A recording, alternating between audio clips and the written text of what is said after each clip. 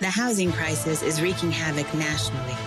Our podcast discusses how it is playing out specifically in Black Berkeley, California, chronicling the lived experiences behind what people call gentrification, detailing our endeavor for our right to stay and our right to return. Brought to you by Healthy Black Families. I am your host, Deb, and this is Telling Our Stories, the Housing Chronicles. Welcome.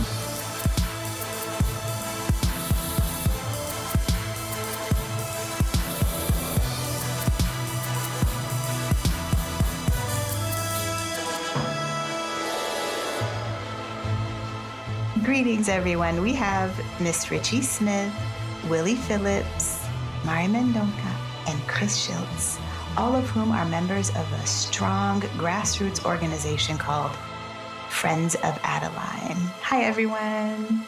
Hello. Hello. Good evening. It's good to have you all. I'm so grateful to finally be able to have this conversation with you all. It's been a long time coming. Thank you for being here. There's so much organizing we all are called to do these days. So I want to say thank you for making the time to be here. Appreciate it. Mm-hmm. Let me begin with asking you all about your story of place.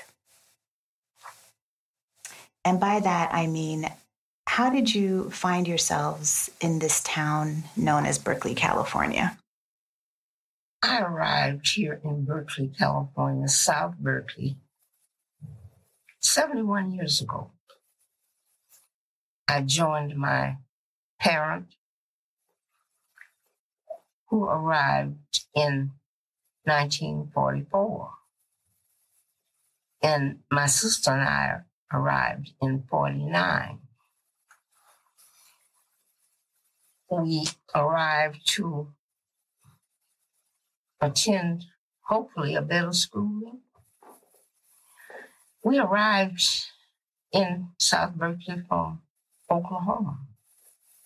I grew up on a farm. My grandparents were sharecroppers. And we grew all kinds of vegetables on this farm. The property was owned by Native Americans. And as my grandparents were sharecroppers, whatever they reamed out of what they grew on the farm, that's how they paid the rent for the usage of the land. So it was a great experience for me to arrive in South Berkeley, to attend school in South Berkeley with my sister. Things went well. It was you and your sister? Yes, just my sister and I. I was the elder sister, the caretaker of my baby sister. And how old were you when you arrived? I was 15. And it was quite an experience of arriving from where I had arrived from. But the journey has been very educational, informative, great experiences up to this point. Yeah. It's quite the story. You've been here a very long time, but that's one of the least reasons why you're known as the mayor of Berkeley. Yeah, so Willie, what's your story of place? I guess my experience is intertwined in terms that I was born here, so I didn't really have an option. My folks were from Arkansas. They came here during the migrations, 1940s, obviously before I was born. But I actually have various stories that intertwined, because Mrs. Smith, even before I knew Mrs. Smith, actually, I knew her son because we were in the same elementary school. So that kind of tells you that everything has some meaning even if you can't figure it out yourself, it's clearly, being here in Berkeley, my parents originally lived in Oakland, West Oakland, actually, at the bottoms, Pine Street, and they had this duplex, which essentially they actually moved to Berkeley when I was 1 year old. And my brother was just being born, actually, at Herrick Hospital. And my father was instructed that he had to do the closing, actually, because my mother was in the hospital at that time. So presently I've been at the address in Berkeley for 68 years, to be exact, considering the year that I was in Oakland, actually. But Berkeley is part of my experience, and it's been, as Mrs. Smith said, it's been a journey. I've found that Berkeley has some great things, but I also see some of the dual contradictions. I know that many of the people who came here in the 1940s, African Americans, were coming from the place that they were trying to get away from discrimination, trying to get away from racism, trying to build new lives, families, actually. And they got confronted with some of the same things that they were actually, had basically came from, actually. So, in one level, it's dual in terms that you have the good side of Berkeley and you have the bad side of Berkeley. And the contradictions are quite relevant to whatever occurred in the South or whatever occurred in any region of this country. And it becomes very clear, even despite the fact that one of my greatest influences were the Black Panthers, as well as, for the matter, Malcolm X, and Martin Luther King, in part, actually, during the civil rights actions. But the very fact that stories that have been told, in particular with Mrs. Smith and some of the people that were a little older than I am, they can always kind of reflect in terms of some of the inherited biases that actually still exist. And in many cases, what happens is that people are in denial. In many cases, they don't want to deal with the actions in terms that they come here based on the fact that they see Berkeley as being a free speech movement. But they also come with their own biases in terms of the very fact is that you have a South Berkeley and you have a North Berkeley. And if you know anything about the history, Blacks were not allowed to be in North Berkeley. Kind of strange that it still exists to this very day, actually. So I look at it in terms of the very fact is that we have to be very honest and challenge the status quo in terms of trying to frame Berkeley as being any different than anywhere else in this country or in this world. Mm-hmm. Yeah, that's a lot of history.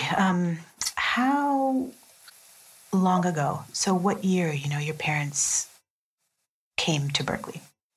I'm not quite sure. But if I was to do arithmetic, I would say it was during the 1940s where many African Americans migrated. My father was in the Navy. And he was actually at Pearl Harbor, which he never spoke about. I never knew about that until well after he had passed. But he was at Pearl Harbor when they bombed it.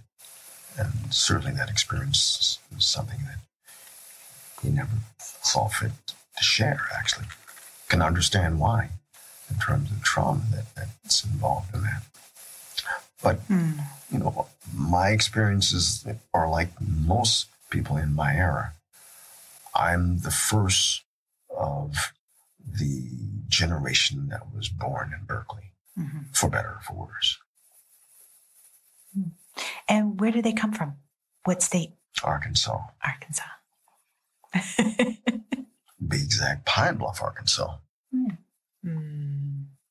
So, Mari, can you tell us about place and your entry point into Berkeley? So I was born in Berkeley at Alta Bates Hospital. But as I'm sitting here listening to everyone's stories of their family history, it's interesting because I don't actually really know my family's like place, because my mom came, her parents were interned. So my grandparents, great-grandparents were in Southern California. And then when they were interned, were moved and then released in St. Louis. So my mom was born in St. Louis. And then I don't really know how they ended up out here. Wow. I think they were north of Oakland and then we're in Berkeley. And my grandparents, my grandmother, I think, worked at the university, like secretary or something like that. And then my grandfather he actually was the first Japanese American to play varsity at Cal. What sport? In basketball. And I think in terms of the dates that he had to have been interned after that. So he grew up, I think, in where my maternal side was in Southern California. I think he was in, I want to say Stockton or something, somewhere. And then he rose in basketball into Cal, was interned. I don't know when he met my grandmother in that internment. My mom's the oldest child. So she was born just after they were released. So ending up here, I don't really know because there was so much brokenness. So a lot of non-communication. I don't know if my mom knows like specific details. They weren't shared with us. I know my grandparents, the few things that I've heard that my grandmother was saying to pretend to not be Japanese and to not speak the language and this, and to speak it to my mom and her siblings. We didn't learn it. Everything was sort of assimilated. Right. And then a lot of non-communication and things like that. So it's making me think about how being a kid and being in Berkeley, growing up, I was born in 71. So growing up in the 70s, I was bused up to Hillside School. And there were things around like the kids who came from down below and the kids who would come from the hills. And I know all about that. Right. There are those kind of things. But we had just a different experience. I think at Hillside, I even went speaking with other folks of us who were bused up in a recent time, them having fond memories of Hillside School. But because of the folks who were there, the principal was really principled and cared about people. And my mom shared with me like one story that there was siblings that would come to school on different days. And so he like investigated like what's going on with the family, and they were sharing shoes. So they couldn't come. But he was that kind of person. It's going to make me cry that. Yeah. I hear you, Mari. And even he was ostracized by like the city of Berkeley and the school district. But he was way before his time. And so many other teachers at that time, like we had chickens, we had wood shop, we had art, we had amazing, stuff. And some of the kids and I that I told you that we're all grown now, we're talking about it. It's like that place was like, what was that place? It was like, a moment in time that I don't know that you capture that or find that. So I do have fond memories. I feel like it was more community. Yeah. Then. Yeah. And there were more people who believed. The kind of things we're like backwards trying to fight for again now. Yeah. Because I guess just because of the course of our society and capitalism and modern day colonialism and all of those things. So all of it. Mm-hmm. Yeah, and I guess the other thing that I would just share about what's profound to me also is like when you're young and you don't have context, you're just like in the world, and so you're just accepting what is going on, and it's just the life, right? Learning it. Think it's, yeah, and then as you start to become aware, it's a lot. It's a lot. Like knowing that I'm on unceded territory of the Ohlone Ujin, like that's horrible. And I've seen like some things, like I've seen an article that talked about where, I guess, Turtle Island, and I might even not understand the location, but I think it's the park by Berkeley High where they're going to put a monument, and that the water that ran through there was like vibrant with nature and food and everything. And that someone was talking about when I guess they were doing the university or whatever, they were talking about someone was trying to get to the university or something. They asked somebody for directions and they were like, don't walk by there because it smells of sewer and all this stuff as it got colonized here, right? And as they built Berkeley and the city and stuff, how they destroyed what was this, you know, life force of gift of nature had been stewarded by the native people who had respect and honor and took care of it for centuries and centuries. And that in the time of this being created, it turned into where you can't even walk by there because it's so polluted and sewer, and the folks would use the bathroom and like, you know, just no honor of that. So I don't know. So I guess I'm just saying that all of this context of place, it's so deep, and you know, and I feel like this culture, this modern day, and the colonizing culture likes to forget and dismiss and just step over. So I think it's super important for us to acknowledge what, you know, or explore or go deeper and honor and think about it. Yeah. So. Yeah. There's so much there. And I want to go back to the college campus and just my experiences there and the whole thing about learning and going back, and you experience something in real time. And then when you learn about the history, how it hits you. But I would love to get Chris's story of place, if I may.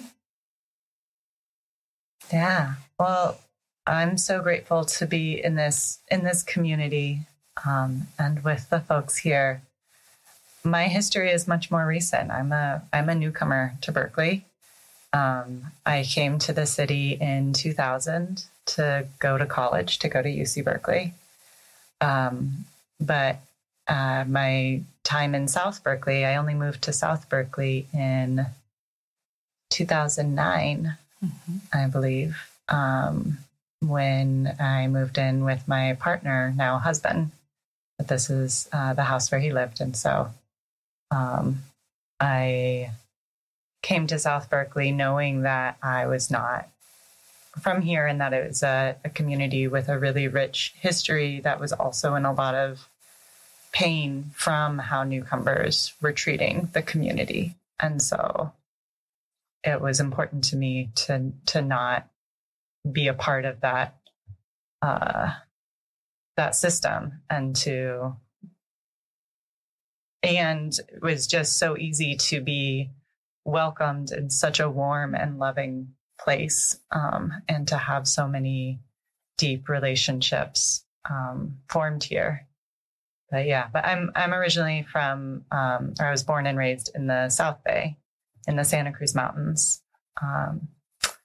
And my family is, both sides of my family are European, but immigrated to the U.S.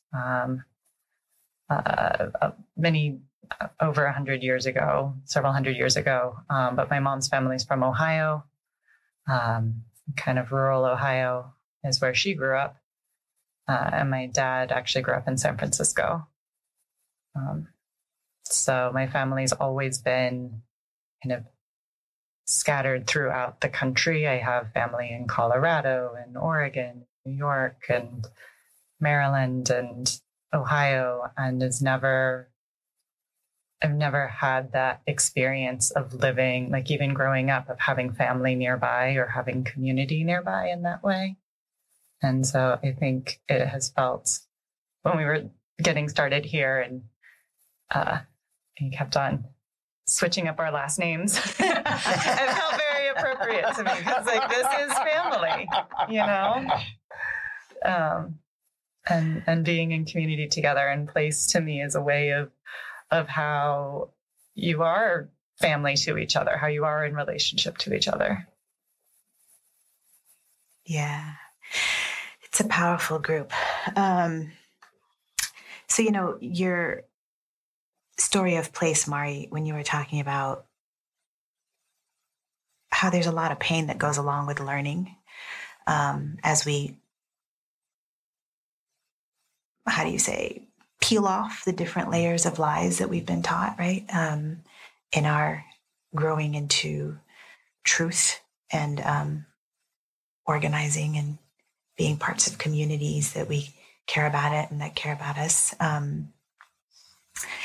It's interesting because I have a very vivid memory of my grandma came to visit me, right? And I took her on a walk, and I used to live on Channing, right in downtown.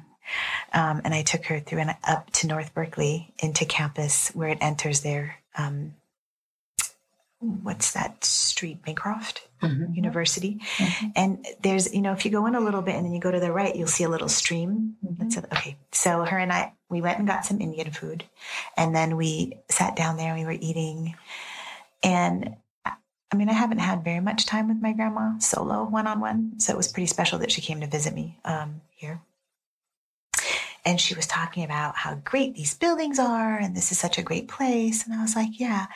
And I just kept looking at, you know, when you go to that stream, you're surrounded by nature. Like, you kind of forget you're in a city, really. It's very natural. And my grandma was talking about the university, the buildings, how it has a small town feel, but it's also like, you know, developed enough, you know.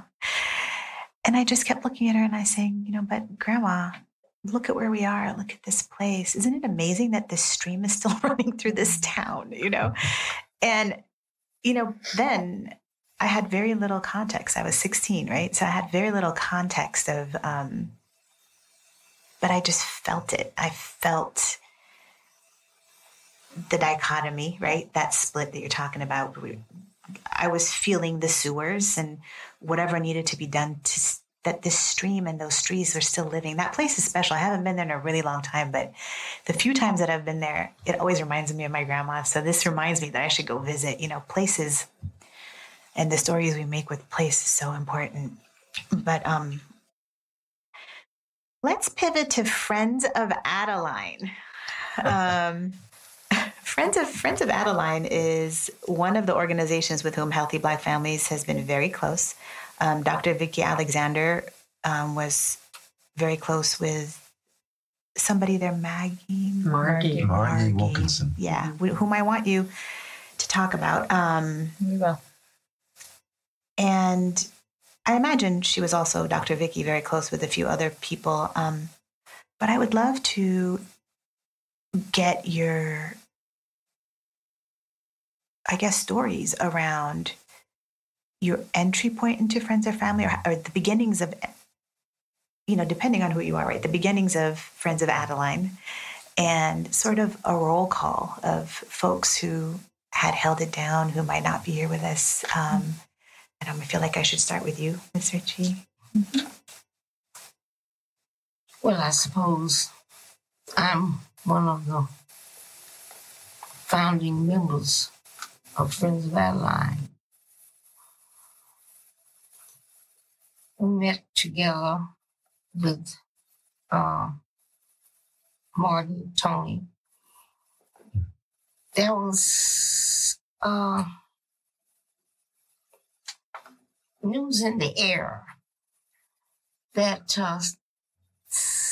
some people would be coming around interviewing people of South Berkeley about the area of South Berkeley, because there was a plan to redevelop, upgrade South Berkeley. So our antennas went up to find out just who were these individuals coming in to upgrade and bring change in South Berkeley, because we lived here and had enjoyed living here as it was, because it was like a family community. And with this message, these individuals, we felt that it was going to make a great change to our harmonious community as it was. So we started having meetings and having some interviews with the person that had planned to make change, but they wanted to interview the residents to see what they knew about the community, what they had invested in the community. And this went on for some time, and the group began to grow, enlarge in members coming to the meetings. And we designed and said what we wanted in diverse places and how we wanted it to look. Miss Ritchie, can you tell us what year the beginnings of that were? What year?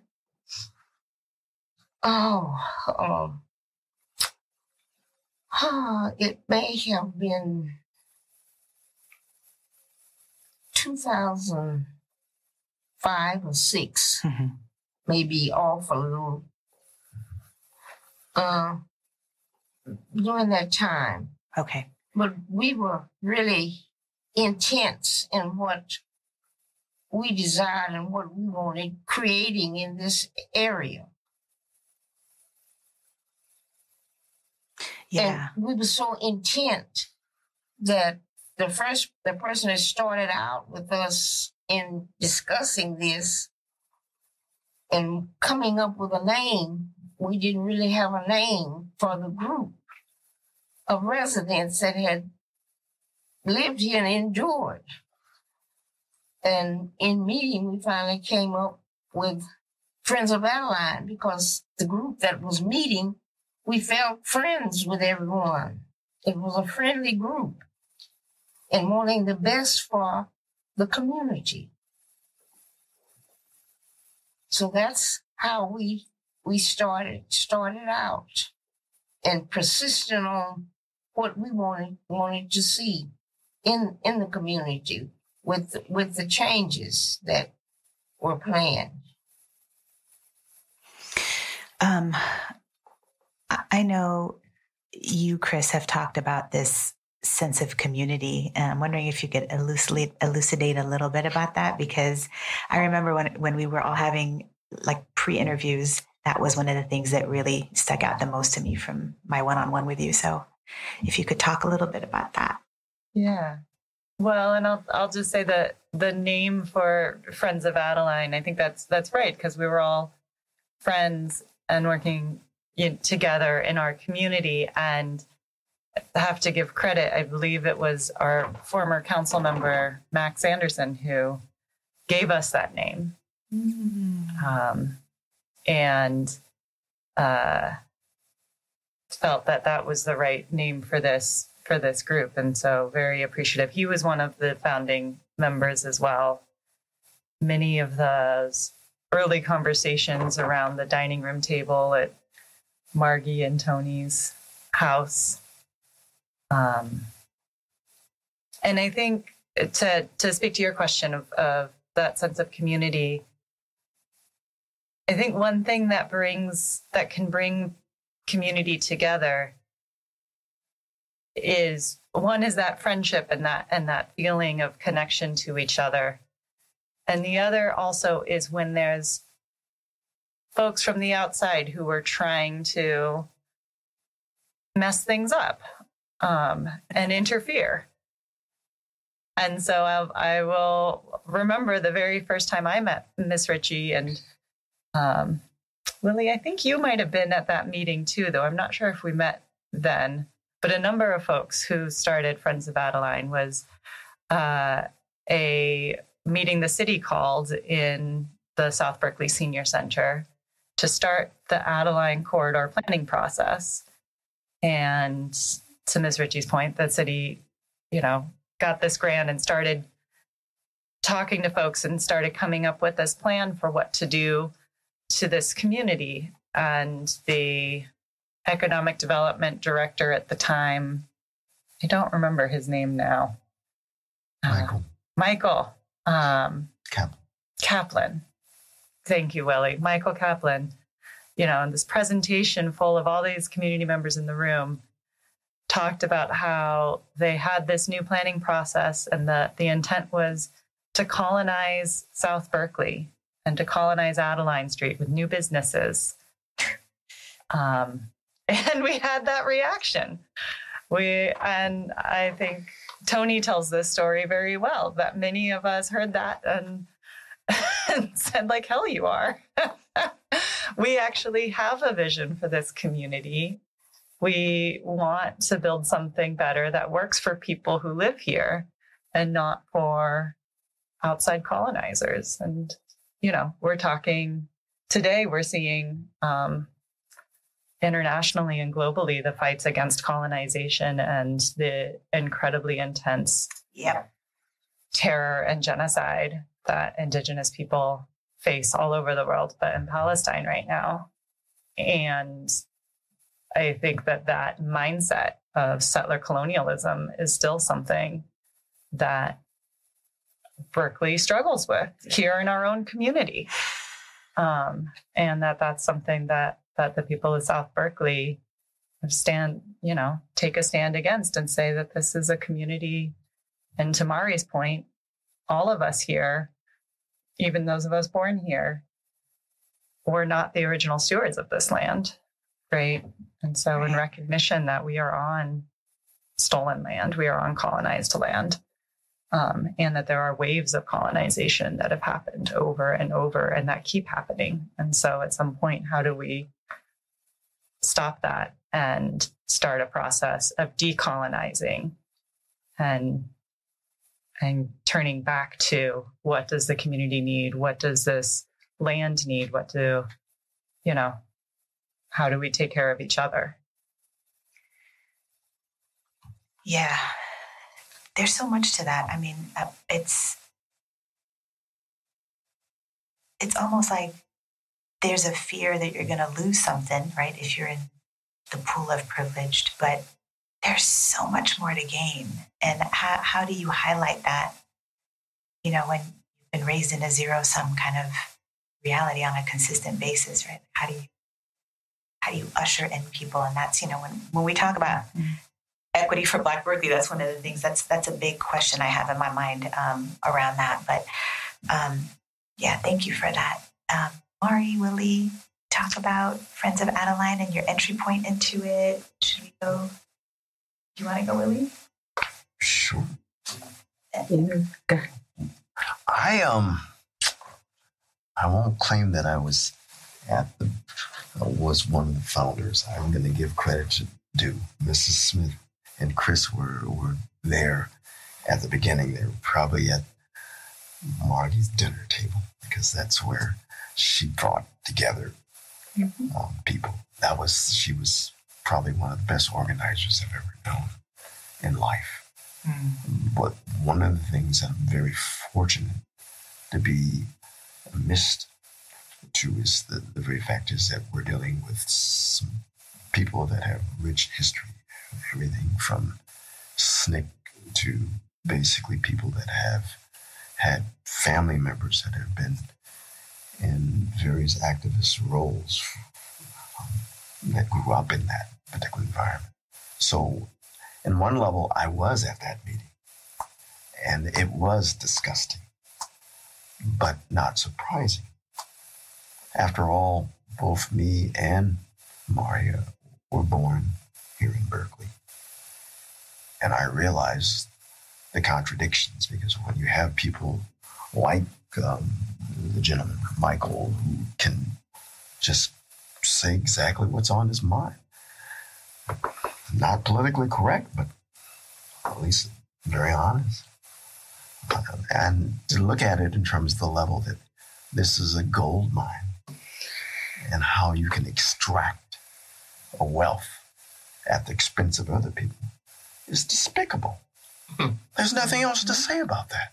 By the fact that you have people who would trample over people in order to get what they want out of it, and they have no conscience to realize that, as has been brought up earlier in discussion, Native Americans basically acknowledged the fact that they were taking care of the land. They didn't own the land. They were part of it. They basically were the ones that were stewards. But even with that said, this mindset that you can conquer and destroy at any expense is not something that's acceptable. And that's what happens. I was talking to a young man, because I used to be a teacher, a science teacher at King Junior High School in Willard. I did not know this about you. But he's a teacher. This guy is a teacher himself at BTech, actually, Jamal. And he was talking about what's going on in Israel and Palestine, actually. And what I responded by saying, this is Palestine. You have a South Berkeley that was designated for African Americans. And for all intents and purposes, African Americans could go nowhere outside of the boundaries of Martin Luther King. It was Grove at that time. Mm-hmm. That was Palestine. And when you talk about the whole issue of integration, there was the very fact is that you had this principle. There was integration, but you had the very fact that African Americans were in tracking, and which basically entailed the very fact is that they were not in the same classes as their counterparts. The fact is that you had separate particular classrooms for and needless to say, many of those classes were designed for people not to go to college, obviously. I've heard the very fact is that, and this is something that happened to me quite frequently, actually. When I was at junior high school, basically the council said, you're not smart enough to go to college. Needless to say, maybe you should go to JC and be a technician. But it's the ingrained racism that's part of this system that really basically dictates the very fact is that we have essentially a colony, but we have essentially separate particular society in which certain people basically benefit and others don't. And needless to say, that is where the contradiction lies. And that is what we challenge in some extent. So when we talk about Friends of Adeline, we have a group of people who challenges the contradictions of status quo. And I'll end this by saying that essentially I was at a meeting where Chris had the privilege to be on the planning commission and played a very critical role in actually playing this role in which there would be affordability. And needless to say, who do you think would be one of the benefactors of affordability when you look at essentially basically African Americans basically are if you look at every category, economically, housing, health, they're on the bottom. And at the same time, when you look at the same issue, you start looking at the very fact is there is no equity in terms of how people are treated in this town we call Berkeley, actually. So I'm more inclined to say that when Chris was on the planning commission, she basically championed affordable housing. But more important than that, if you go to the planning commission now, which I was at Wednesday, and I'm the only African American there, and they're talking about how they can dilly out and cut and slice and dice basically Berkeley to some extent, and how they can basically extract and make money. These are people who are benefactors because they are basically the people that essentially are very similar to Michael, where essentially we're going to colonize. So therefore, we are going to basically benefit. We're going to slice and dice, and we're going to zone this area so that we can make money. And guess who's going to be at the expense? I'm going to let you figure that out. Yeah, thank you for that, Willie. It's a lot of work. It's a lot of work to be done. That poignant note is a good place to end this episode. This has been part 1 of a 3-part interview with Friends of Adeline. Stay tuned for more of Friends of Adeline in the next 2 episodes. Written, edited, and hosted by Deborah Hailu, Telling Our Stories program coordinator at Healthy Black Families, Inc. Audio engineered by Adrian Davis and Salim Naji-Ullah of One Hitter Entertainment. Shout out to James Shields of Creative Shields for our beautiful podcast artwork. Akila Shahid, Office and Media Manager at Healthy Black Families, Inc. for the many ways she steps up and bridges our gaps. And Wilhelmina Wilson, Executive Director at Healthy Black Families, Inc. for bringing all of this together. Casting out the net of Black love in service of all humanity, this has been Telling Our Stories, the Housing Chronicles. See you next time.